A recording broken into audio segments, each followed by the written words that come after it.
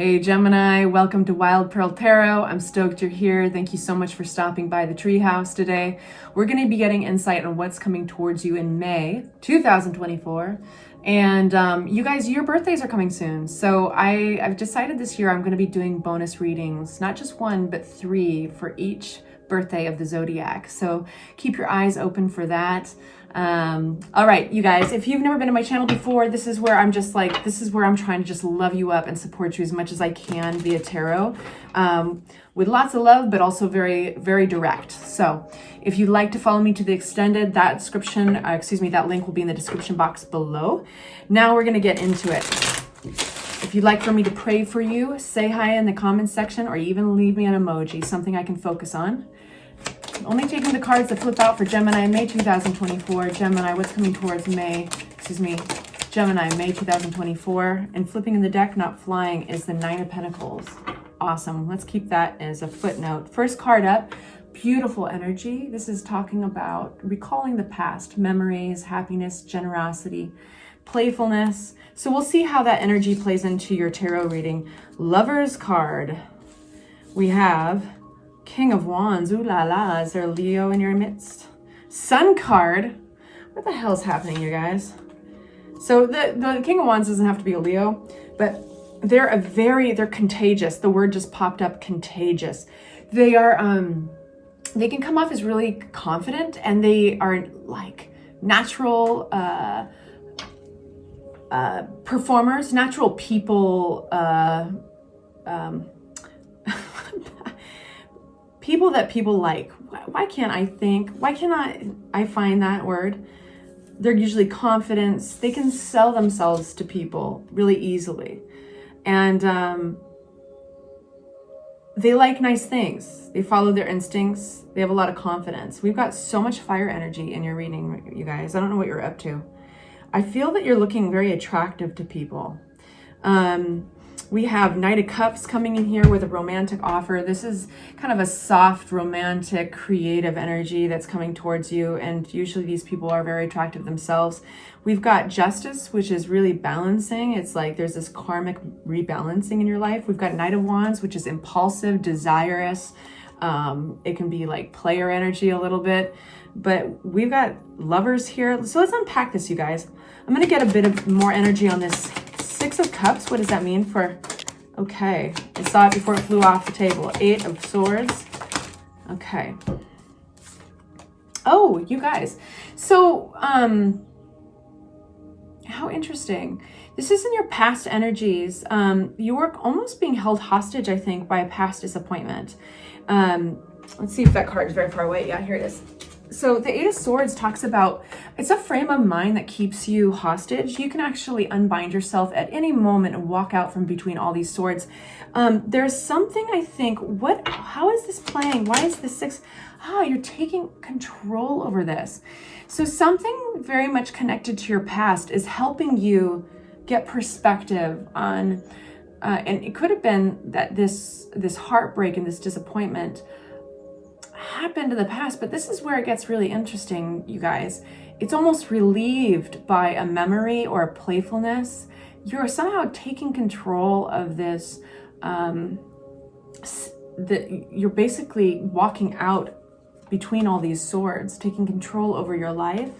I think by examining these memories, by examining this history, some of you guys have this energy between a father figure and yourself.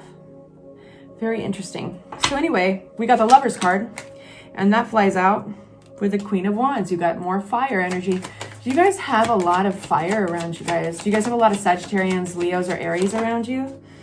The Star card, getting your prayers getting seen. Who's this Queen of Wands? It's a busy reading. So you had conflict with this person. You guys chafed. So there's forgiveness here. There's grace. There's like a choice to make things more harmonious. Whether that's your choice or theirs, that's going to depend on which Geminis I'm talking to. It's just an energy that's coming up in the reading. So basically there's this peace that's granted and happiness. It turns out great. So yeah, there was this difficult period of time. I think this person's personality shaped with yours. There's just elements of who they are that they're never going to change. It's their disposition in life. And examining what really you have control over, what you don't have control over, what they don't have control over. I feel like there's almost a certain amount of understanding that one has to have for this individual, because some of the things that they chafe on you with are kind of just built in, you know? And it's that sense of like, there's no use trying to change them, right? So you now have control over how you react around them. And it seems like, you know, there's just this grace that's granted and an understanding, and possibly even an apology that's extended for some of you guys. King of Wands, High Priestess energy, this intuition around the King of Wands. Who's this King of Wands for our Geminis? Yeah, moving forward. Are they moving forward with the King of Wands? Queen of Swords, there's your energy, Gemini. Using your head. You know what's cool about you guys is that you can see both sides. I always say this about Geminis. I had 2 Gemini parents, and I'm a Gemini rising, and I love this part of the Gemini personality and some people find it like trickstery, and it's not. It's really cool. They can see both sides of the coin. It's like the funny thing I like to say, I used to tell my mom, is like, I love how you can argue one point so passionately, but then just because you can, you'll just turn around and you can argue against that point just as passionately too. So where that is a superpower in this situation is simply the decision to move forward using your intuition, using your head to kind of grant you distance from your past, from any heartbreak, and just be like sheer willpower to move forward with this energy of the King of Wands. And now some of you guys are actually embracing that, enveloping the King of Wands. You're looking very confident moving forward, even if you don't always feel confident inside. But the thing is the ability to think it, the ability to just rationalize with it, kind of like that's the other side of the coin, just flipping sides and being like, why can't I? Why not be super confident? Why not move forward? You can literally turn it into less of an emotional thing where you're like a hostage to it. And you can actually turn it into a riddle. You can turn it into a kind of like a math problem you're working out, you know? And when you look at it that way, it's a simple decision. And then boom, you've got the sun. You've got the happiness right in the center of your reading. Boom, you've got a messenger. Somebody's attracted to you or coming forward with an offering. Boom, you've got this like balance. The scales are being balanced. This looks very good for you, by the way, if you're going through any legalities and you have to sign any forms. So let's open another deck because we've used so many damn cards already, and let's just ask about this. Asking about the sun. What is the sun around? I mean, I feel that you have brought it on. What is this sun around? What was once a very tough ending. This could have been sudden. There could have been a sense of betrayal. I think this has something to do with the feeling of sadness. There might have even been a certain amount of deception. But you kind of dug into your past somehow, into that energy of memory, and you worked it out. You took control of it, and you decided, no, I'm not going to be the hostage, an emotional hostage to this ending, you know? And that's where you lift up. You just like zip right back up to the surface towards the sunlight. This is Knight of Cups. Ooh, they're gonna make you very happy. The Lover's card, King of Pentacles, my Lord. We've got the Six of Cups. What is this? What is this? One sec. I need a second.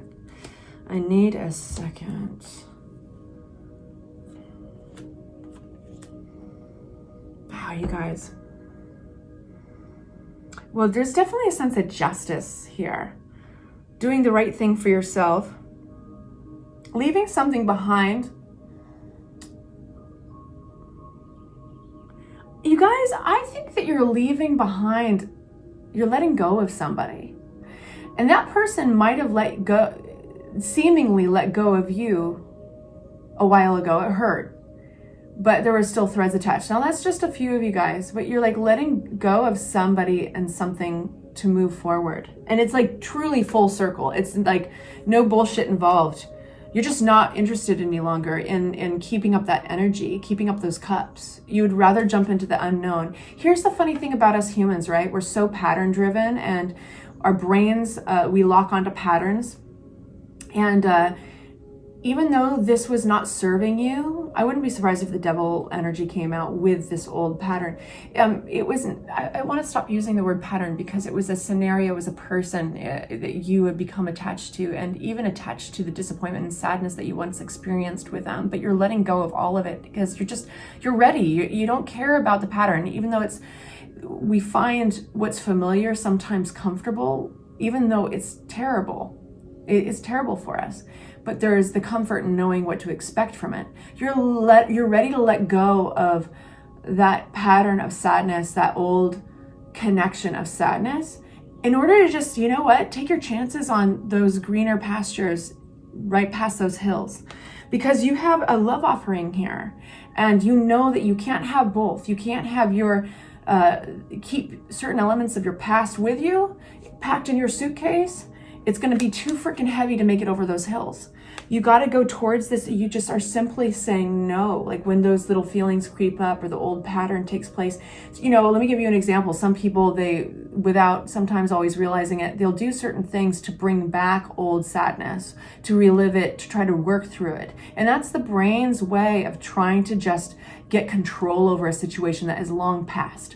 A good example is how maybe you have a dysfunctional parent, and you happen to fall into a pattern of dating that same version of them. And the reason why we do that is like we're almost trying to go back in time and fix what initially was hurt or broken. And so we keep on putting ourselves in the same scenario. It doesn't have to be romantic either. It can be at work. It can be, I feel like a million words are coming out of me. This is definitely, you're pulling out my Gemini side. Do you know what I'm talking about though? You know what I'm talking about. I don't have to keep on going. You know what I'm talking about. Okay, so now justice is had. Things are rebalancing. Beautiful. You're looking at your future, what you're building for the future. This is brand new, you guys. This is brand new energy. This is remaking yourself. This is feeling inspired about your future, not living in your past any longer. Wheel of Fortune.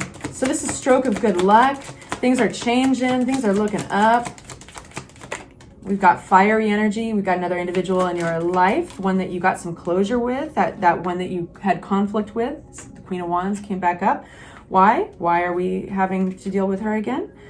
All right, you're getting victory here, Hermit. I think you're going to get a scenario where this individual comes back in your life, whether it's a mother, a lover, a friend. This individual you had conflict with in the past, you chose grace. You chose that part of that beautiful part of your mind that can see both sides of the coin. It kicked into gear and you thought, well, what are things like from their perspective? There's some things I cannot change about them. What do I choose for the future? Do I want to have this feeling lingering with it in regards to this person forever? Do I want to be dragging this person around on a chain wrapped around my ankle, the old ball and chain? Do I want that? No. So I got to change the context. Okay. So I'm going to accept certain things about them, blah, blah. They're going to be coming back into your future. And you're going to go quiet. Your energy is going to go quiet. You're going to be introspective.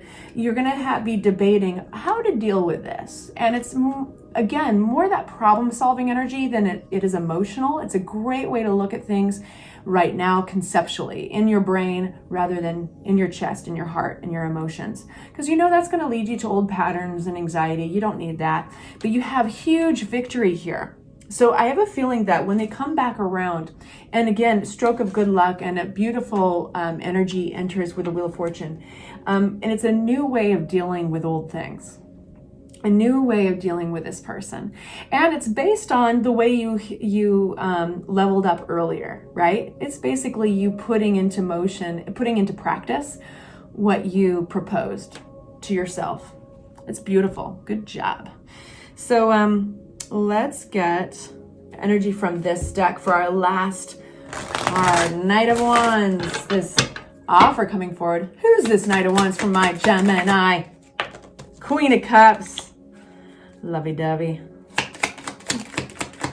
Collaboration. A new journey. with this Queen of Cups. Now this is emotionally intuitive individual. This could be you embracing this energy. It's often water signs are described as Queen of Cups, King of Cups. We've got nurturing, kind, loving, having all that well to give. And we have, this has a little bit of Pisces energy attached to it. This is a brand new journey. And we've got Three of Pentacles, which means you're working together on a shared goal. This is like working together towards something, making new plans. Some of you guys will be with your partner or a friend or a lover, and like seeing new ways of doing things, like making plans possibly for travel.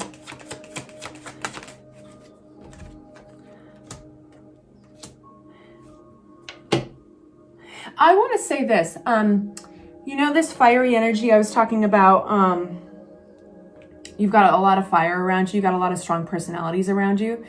Even the ones that aren't at the forefront and talking to you directly on a day-to-day basis, it's like they're almost working in the background with your memories and all that.